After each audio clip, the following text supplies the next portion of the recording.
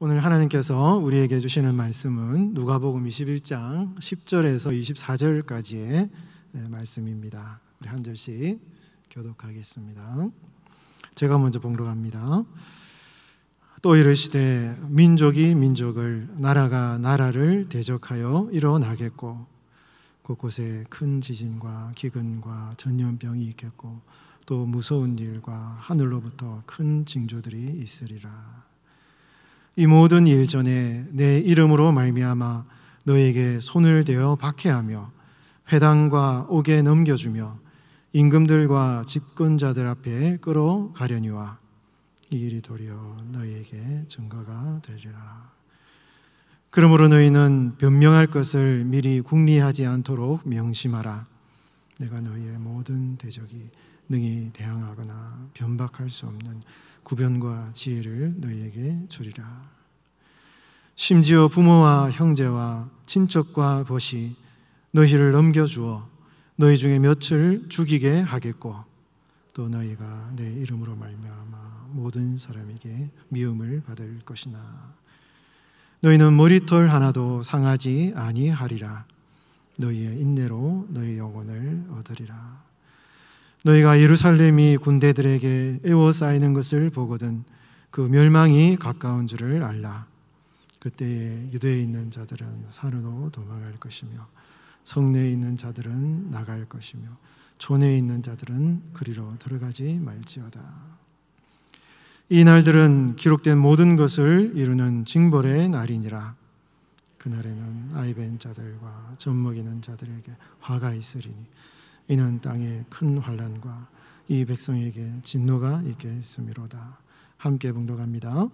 그들이 칼날에 죽임을 당하며 모든 이방에 사로잡혀 가겠고 예루살렘은 이방인의 때가 차기까지 이방인들에게 밟히리라. 아멘.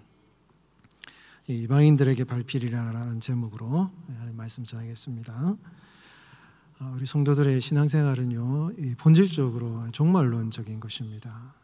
많은 성경을 연구하는 분들 그리고 신학을 연구하는 분들이 성경을 종말론적으로 봐야 된다라는 이야기를 많이 하십니다. 왜냐하면 이 종말이라는 것은 이 세상과 인간의 그리고 내 삶의 결론이기 때문인 것이에요. 여러분, 무슨 일이든지 마지막이 어떻게 되느냐가 중요하잖아요.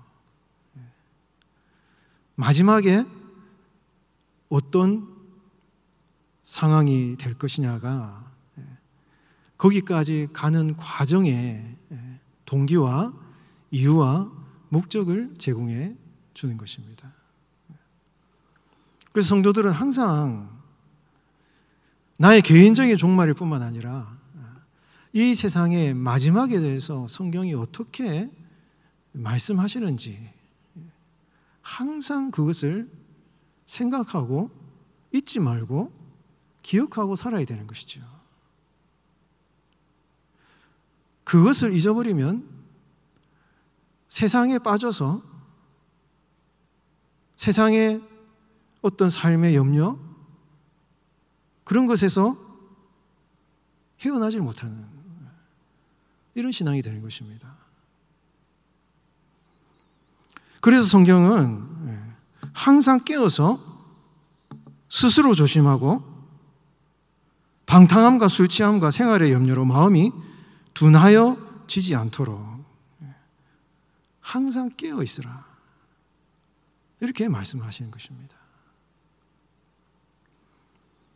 여러분, 성도들에게도 오늘 하루 내가 어떻게 직장생활을 하고 또 건강을 지키고 우리 자녀들은 어떻게 직업을 가지고 진학을 하고 결혼을 시키고 다양한 일상의 삶에 살아가는 필요들에 대해서 걱정하는 것이 중요하잖아요. 그런 가치들이 굉장히 중요합니다. 그런데 여러분, 그런 것들에 너무 빠져 있다 보면 이 높은 하나님의 마지막 때에 어떤 일이 일어날 것인가에 대해서 잊어버리게 돼요. 굉장히 위험한 것입니다. 물론 그것만 너무 생각하고 그게 빠져서 너무 참 잘못된 사람들이 많기 때문에 그렇게만 해서도 안 되지만, 그럼에도 불구하고 이 땅을 살아가면서, 일상을 살아가면서 마지막 날에 대해서 항상 우리가 생각을 하고 그거를 기억하고 잊지 않는 그런 신앙생활을 해야 된다는 것입니다. 예수님께서 예루살렘 성에 들어오셨어요. 낮에는 성전에 들어가셔서 많은 사람들을 가르치셨습니다. 그런데 밤에는 감람원이라는 산에 올라가셔서 쉬셨어요. 예루살렘 성전과 감람산은요, 기드론 골짜기를 중심으로 이렇게 두 산봉우리가 있습니다. 여러분 성지순례 가신 분들 아마 아실 텐데, 감람산에 올라가면은 맞은편 골짜기 건너편에 예루살렘 성전이 보여요. 그 당시 헤롯 성전이 굉장히 찬란하게 많이 아름답게 지어져 있었던 것 같습니다. 예수님과 제자들이 감람산에 올라가셔서 예루살렘 성전을 바라보고 있는데, 제자들이 예수님께 이야기를 했습니다. 예수님, 저 성전의 이 화려한 장식들, 저 화려한 성전의 이 모습을 한번 보십시오. 저 화려한 성전이 참 얼마나 휘황찬란합니까? 제자들이 눈에 보이는 그 찬란한 성전에 이 금이 박혀있는 그 헤롯 성전의 모습을 자랑을 하니, 예수님께서 그 제자들에게 조금만 있으면, 앞으로 몇십 년만 있으면 저 성전에 돌 하나도 돌 위에 남지 않고 다 무너뜨릴 것이다. 왜 눈에 보이는 저 화려함에 너희들이 마음이 빼앗겨서, 그 눈에 보이는 그 화려한 것들이 나중에 하나님의 심판을 받아서 완전히 폭삭 망할 것을 왜 모르고 눈에 보이는 그 화려한 것들에 마음이 빼앗겨 있느냐. 예수님이 장차 70년, AD 70년에 로마가 쳐들어와서 예루살렘이 폭삭 망할 것, 성전이 완전히 회파될 것을 이미 아셨기 때문에 그 예루살렘을 보시면서 눈물을 흘리시면서 예루살렘이 회개하지 않는 것을 예수님이 탄식하셨는데, 그것을 모르고 제자들은 그 화려한 성전의 모습을 보면서 예수님께 그 눈에 보이는 화려함을 자랑하고 있는 그 제자들의 모습.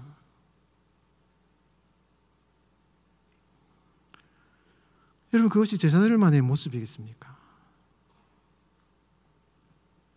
오늘날 우리가 살아가는 우리의 시선일 수도 있는 것이에요. 여러분, 과거 우리나라 역사 가운데 6.25 전쟁을 지나고 굉장히 고통스러울 때는 너무 지나치게 종말 사상이 강해서 거기에 빠진 이단들이 많이 나타났어요. 그러나 오늘날 우리 교회는 너무 편안한 것입니다. 너무 신앙생활이 편안해요. 그러다 보니까 이 마지막 날에 대한 이 신앙이 점점 약해지는 것입니다. 그래서 눈에 보이는 화려한 것들에 대해서 너무 우리의 마음이 빼앗기는 거예요. 예수님께서 이 예루살렘 성전에 들어오실 때, 여러분 마가복음이나 누가복음에 보면은 공통된 하나의 사건이 나오거든요. 성전에서 헌금하는 과부의 이야기를 하십니다. 과부를 보십니다. 이 과부가 너무 작은 이 두렙돈 헌금을 하는데, 이 과부가 이렇게 작은 헌금을 하는 것이 부자들이 많은 헌금을 하는 것보다 더 많이 헌금하였다. 왜? 부자들은 자기가 많은 가진 것 중에 조금 헌금했지만 이 과부는 자기가 가진 것 전부를 헌금했다. 이렇게 칭찬을 하십니다. 여러분, 이게 헌금 칭찬하는 얘기겠습니까, 여러분? 성전의 멸망을 예언하시기 전에 예수님께서 과부에 대한 칭찬을 하시는 표현이 마가복음, 누가복음 동시에 나오고 있는 것이에요. 많은 물질을 들여서 이렇게 헤롯 성전이 휘황찬란하게 지어졌는지 모르겠지만, 부자들이 많은 헌금을 해서 그 성전이 이렇게 찬란하게 지어졌는지 모르겠지만, 그 성전에 찾아 나오는 이 과부와 같이 진실하게 예배하는 예배자의 그 중심은 사라졌는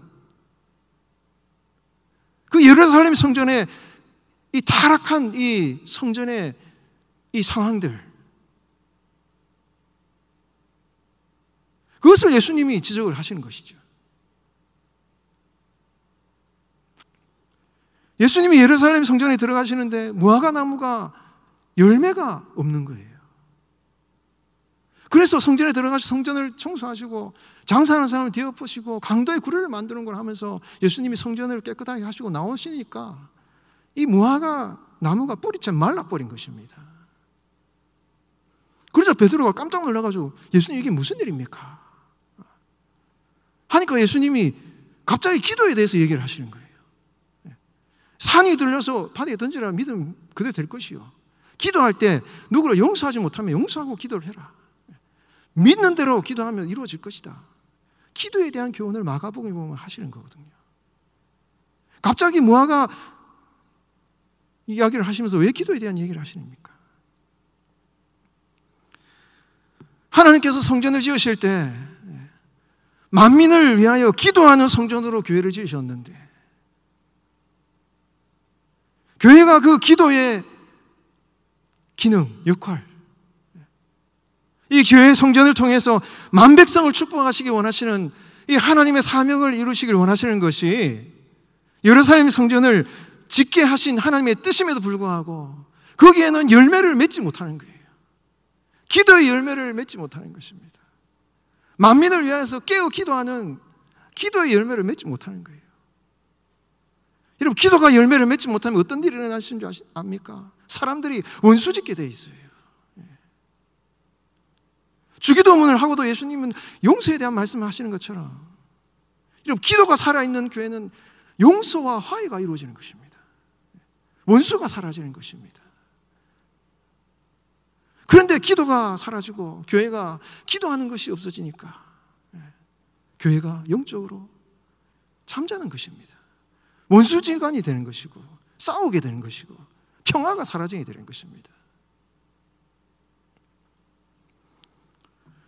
예루살렘 성전에 들어오시면서 예수님이 그렇게 성전의 모습을 탄식하시는 이 모습,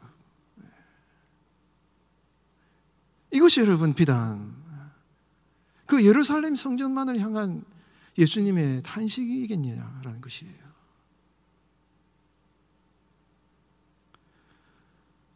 여러분, 화려한 성전은 있지만 그 속에 정말 진실하게 주님께 나 자신을 드리는 헌신, 만민을 위하여서 기도하는 그 기도의 사명을 잃어버린, 기도가 없어져 버린 성전, 오늘날 우리의 모습이 아닌지 한번 돌아보길 원하는 것입니다.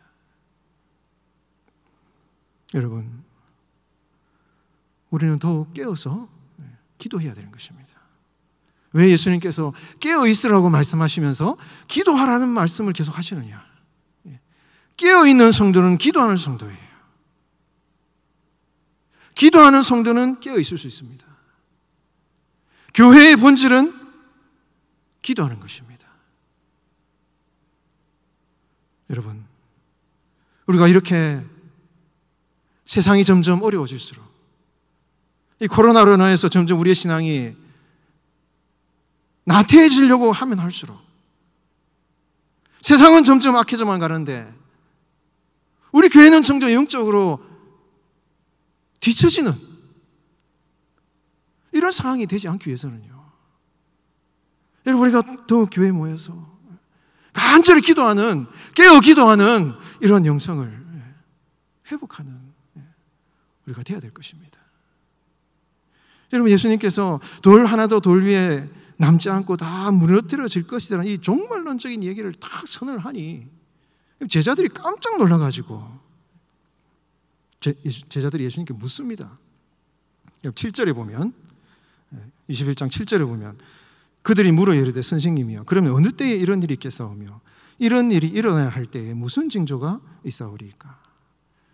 이 예루살렘이 멸망할 것이라는 이 예언을 예수님이 하시니까 제자들이 딱 두 가지를 물어보셔요. 예수님의 그 예언이 언제, 그 시기가 언제냐라고 물어보는 것입니다. 시기에 대한 때에 대한 문제예요. 두 번째는 그 시기가 일어나기 전에 어떤 징조가 있을 것이냐에 대해서 물어봅니다. 제자들이.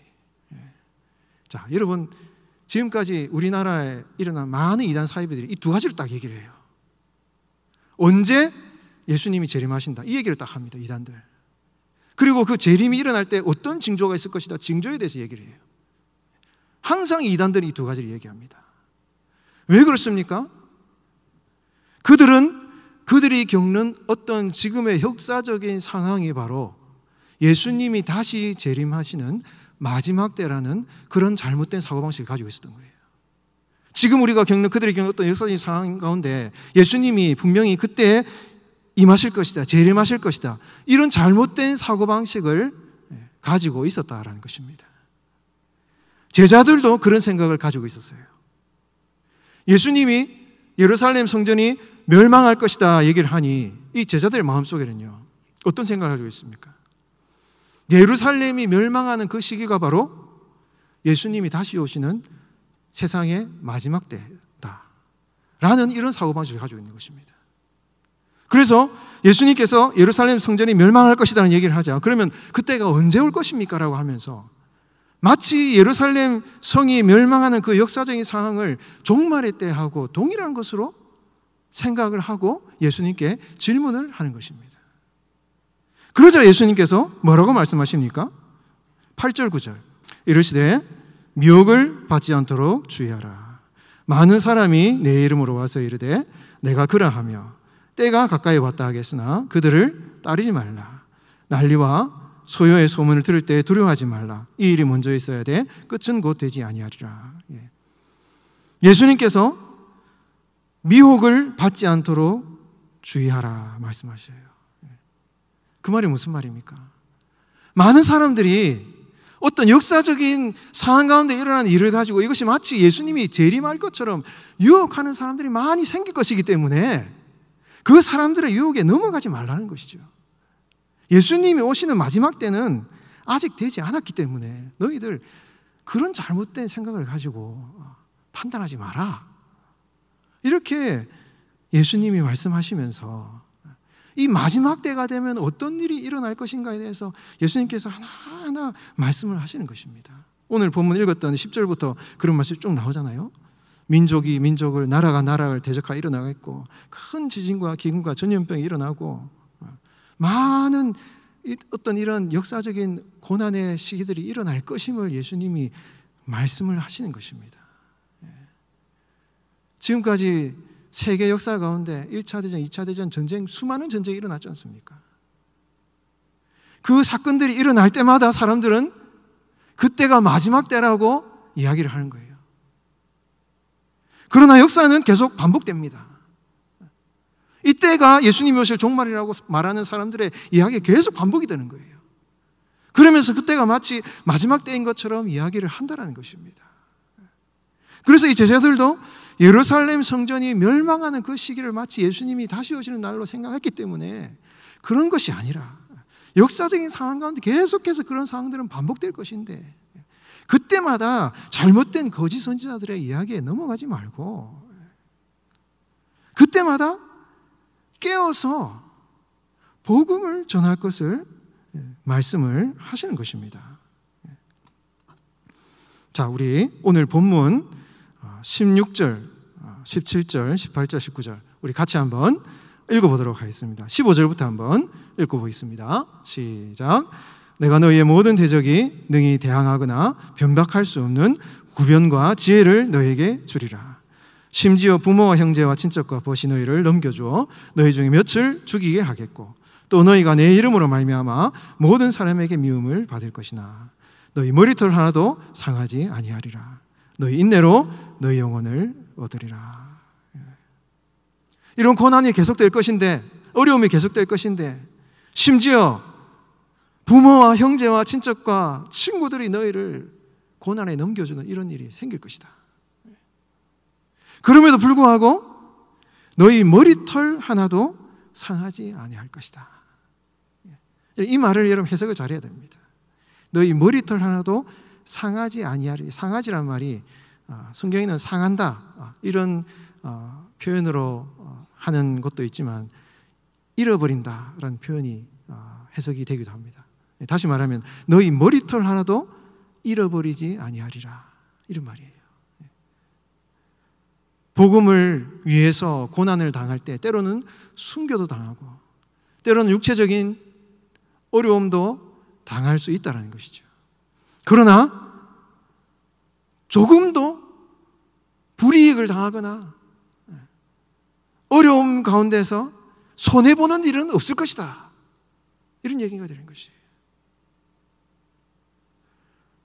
복음을 전하면서 고난을 당하고 힘든 일을 당하지만은 하나님께서는 그 상황 가운데서도 영원한 상급을 준비해 놓으셨기 때문에 결코 조금이라도 너희는 그 고난 가운데 손해당하는 일은 없을 것이다 라는 것을 예수님이 말씀을 하시면서 너희의 인내로 너희의 영혼을 얻으리라. 여기서 영혼이라는 건 생명을 말하는 거예요. 생명을 얻게, 구원을 얻게 될 것이다 이런 말씀을 하는 것입니다. 여러분, 이 마지막 때를 살아가면서 우리가 이 마지막 때를 살아갈 때에 앞으로 지금은 우리가 편안하게 살아가고 지금은 뭔가 우리가 믿는 것 때문에 핍박을 안 당하는 상황을 그런 시대를 지나갈 수도 있을 것입니다. 그러나 여러분 앞으로 우리의 삶에 어떤 일이 일어날지는 아무도 모르는 거예요. 지금 여러분 저 북한이나 지금 전쟁을 하고 있는 우크라이나 막 지금 푸틴이 뭐 핵무기를 쓴다라는 얘기를 하고 지금 이 미국이나 이런 나토에서 무기를 지원해서 전쟁을 할 수 있도록 돕는데 러시아가 그 전쟁 지원하는 것을 못하게 막겠다라는 거예요. 그러면 공격을 하게 되면 이 나토와 러시아가 군사적인 충돌이 일어나게 되는데 그렇게 되면 이 나토하고 미국하고 러시아가 무력 충돌이 일어나게 되면 앞으로 어떤 상황이 일어날지는 아무도 모르는 것입니다. 여러분 세계 역사는 이것을 증명하고 있습니다. 평안한 시대가 있었고 반드시 복음을 전하는 성도들의 삶에 고난이 닥칠 것을 예견하고 있는 것이에요. 그렇기 때문에 우리는 지금의 이 편안한 상황 가운데 안주해서는 안 된다는 것을 경고하고 있는 것입니다. 여러분 우리가 일상의 삶을 살아가고 또 편안하게 우리가 지내고 뭐 평화의 시대를 살아가지만 우리나라가 지금 이렇게 평안하게 지낸 게 몇 년이 되지 않습니다, 여러분. 계속된 어려움과 핍박과 고난 가운데 살았어요. 앞으로도 우리의 삶에 어떤 고난의 역사, 어떤 일들이 일어날지를 아무도 모르는 것입니다. 우리가 복음 때문에 이런 심각한 고난과 핍박을 당하는 시기가 올 수도 있다는 것이에요. 우리가 이것을 생각해야 되는 것입니다. 그렇기 때문에 우리 성도들은요 항상 깨어서 기도하고 이런 우리의 일상의 삶을 살아갈 때 이것에 파묻혀서 우리가 그냥 우리의 개인적인 삶에 대해서만 생각하고 그것을 그것을 위해 살아가는 그런 삶이 아니라 우리가 하나님의 이 세상을 움직이시는 하나님의 그 역사적인 상황 가운데 이 하나님의 이 세상을 움직이시는 하나님의 이 경륜에 우리가 통찰력을 가지고 이 복음 안에서 우리가 주님의 앞에서 어떻게 깨어 있어야 될 것인가를 항상 고민하고 주님 앞에 깨어 있는 성도가 되어야 된다는 것입니다. 여러분, 이 예수님의 말씀 앞에서 여러분 어떻게 여러분 반응하실 것입니까? 앞으로 여러분들 어떻게 여러분들의 삶을 살아가시길 원하십니까? 여러분, 우리가 너무 지나치게 종말에 대해서 우리가 막 그렇게 행동할 필요는 없지만 그럼에도 불구하고 우리가 일상의 삶 가운데 너무 파묻혀서 세상의 염려와 이 땅에서의 삶에 너무 파묻혀서 살아간다면 언젠가는 우리의 삶에 닥칠 이 핍박과 고난의 시기가 올 때 우리가 주님 앞에 바로 설 수 있을지 고민을 해봐야 된다는 것입니다. 여러분, 주님 앞에 깨어있는 그런 성도의 삶을 살아가시기를 예수님의 이름으로 축원드리겠습니다. 여러분, 예수님께서 이 제자들에게 20절에 보면 너희가 예루살렘 군대들이 에워싸이는 것을 보거든 그 멸망이 가까운 줄을 알라. 이 예루살렘 주변에 로마 군대들이 이제 포위하는 일이 있을 것인데 그때가 되면 내가 너에게 말한 그 멸망의 시기가 올 것을 생각하고 도망을 가라, 피해라라고 말씀하시는 것이죠. 유대에 있는 자들은 산으로 도망가고 성내에 있는 사람들 밖으로 나가라는 것입니다. 왜냐하면 이 예루살렘 이 성을 포위해서 로마 군인들이 이 포위 작전을 해서 로마가 망할 것이기 때문에. 그런데 여러분, 이 요세푸스라는 이 역사가가 유대 전쟁사라는 이 역사책을 썼는데요. 그 역사에 보면요, 예루살렘 성이 어떻게 멸망했는지에 대해서 자세히 그것을 기록해 놓은 내용들이 나옵니다. 거기에 보면은요, 예루살렘에서 많은 유대인들이 로마 군인들에게 살해를 당하고 죽음을 당하고 처참하게 여러분 그 피바다가 됐다 얘기를 해요. 엄청난 시체들이 사람들을 죽이고 막 굉장한 전쟁이 일어났습니다. 처참한 상황들이 발생했어요 그때. 왜냐하면 이 유대인들은요 끝까지 저항을 했거든요. 그런데 여러분, 왜 유대인들이 끝까지 저항했는지 아십니까? 예수님은 분명히 예루살렘 성이 이 군대들이 에워싸면은 이게 망할 것이고 이 예루살렘이 망할 것은 구약 성경에 이미 예언되어 기록된 것이기 때문에 내가 너에게 도망가라고 분명히 얘기를 했다 이거예요. 그러나 도망 안 가고 거기에서 싸우는 사람들이 있었습니다. 왜 싸우는 사람들이 있었겠습니까? 거기에서 이 예루살렘 성 안에서 하나님이 이 성을 지킬 것이다라고 거짓말을 하는 거짓 선지자들이 있었다. 요세푸스의 그 책에 보면 그런 내용이 나옵니다. 절대 하나님은 이 성전을 멸망시키지 않을 것이고 이걸 우리가 지키면 하나님께서 이 로마 군대들을 멸망시킬 것이라고 거짓말을 하는 선지자들이 있었다는 것입니다. 그래서 그 말을 믿고 끝까지 저항을 하는 유대인들이 있었어요. 그들이 나중에 요새에 들어가서 끝까지 저항하다가 다 자살을 하고 자결을 하고 죽는 이런 역사들이 요세푸스 유대 전쟁에 나옵니다. 여러분, 마지막 때가 되면 이런 거짓 선지자들이 판을 친다는 것이에요.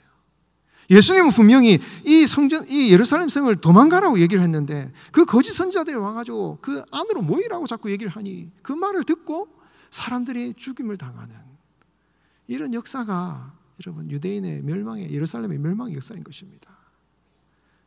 여러분, 예수님께서는 기록된 말씀을 통해서 예루살렘이 멸망하고 온 이방 땅에 복음이 증거될 것을 말씀하셨고 그것이 바로 하나님의 뜻이라고 말했는데 그 하나님의 뜻을 거슬러서 잘못된 예언을 전하는 거짓 선지자들 때문에 멸망당하는 이런 상황들이요, 오늘날도 이런 반복이 되고 있는 것입니다.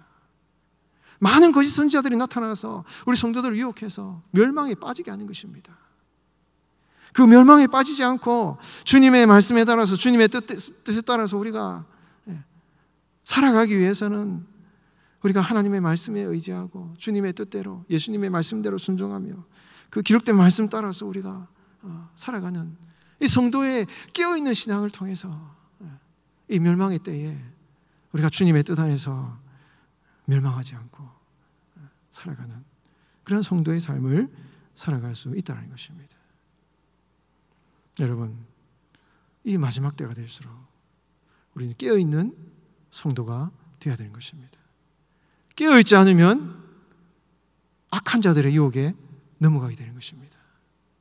지금도 여러분 거짓 선지자들은 우리 성도들을 유혹합니다. 그 유혹의 결과는 멸망인 것입니다.